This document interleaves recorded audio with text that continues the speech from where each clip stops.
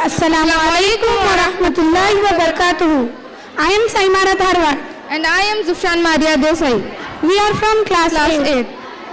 أعوذ بالله من الشيطان الرجيم بسم الله الرحمن الرحيم قال رسول الله صلى الله عليه وسلم بني الإسلام على خمس شهادة أن لا إله إلا الله وأن محمد رسول الله وإقام الصلاة وإيتاء الزكاة والحج وصوم رمضان. Reported by Rawahul Bukhari, hadith number 8. The Messenger of Allah sallallahu alaihi wasallam said, the structure of Islam is based on 5 pillars.